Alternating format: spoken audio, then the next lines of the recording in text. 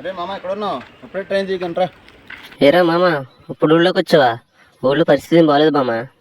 ఊళ్ళో సింహం తిరుగుతుందిరా, చాలా మంది చంపేసింది. ఏంట్రా నువ్వు మాట్లాడేది?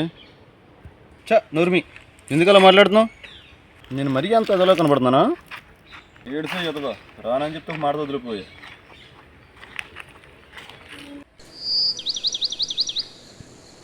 బ్రదర్, ఈ ఊర్లో సింహం ఏదో వచ్చిందంట, నువ్వు చూసావా? ఇప్పుడు మాట్లాడేది సింహంతోనే. అబ్బో, ఇంకా నయ్యం.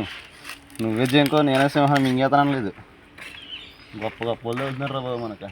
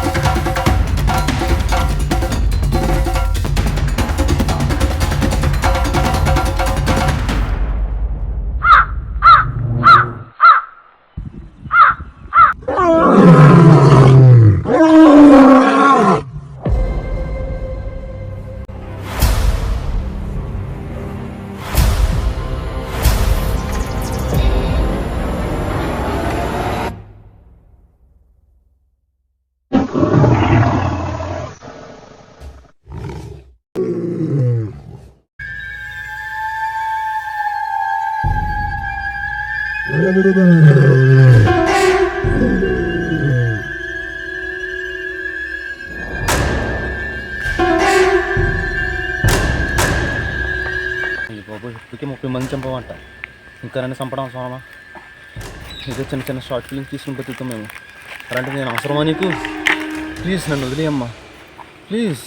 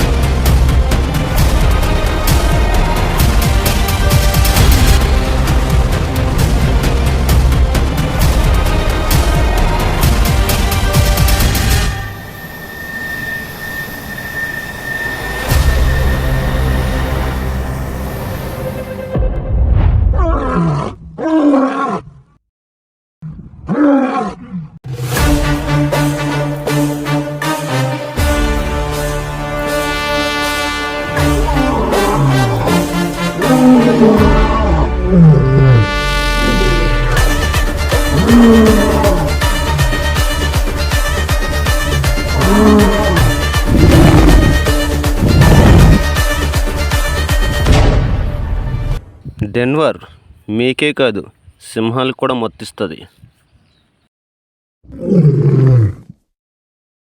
చూడు, సింహం ముందు ఊదు, నా ముందు కాదు.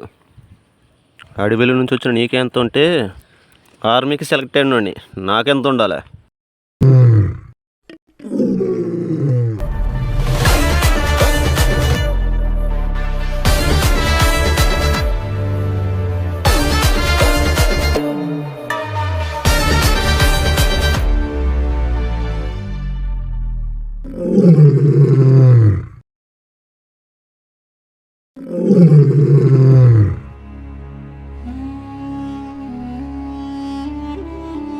పండగ చేసుకో.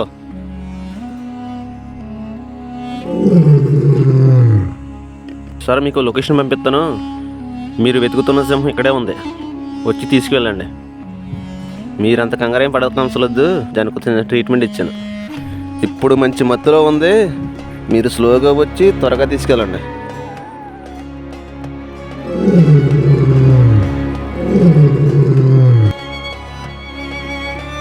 తూర్పుగోదావరి జిల్లాలోని చాగల్లు మండలం మార్కొండపాడు గ్రామంలో వారం రోజులుగా ప్రజలను భయపెడుతూ సంచరిస్తున్న సింహాన్ని ఈ రోజు అధికారులు బంధించి అడవిలోకి తీసుకెళ్లారు.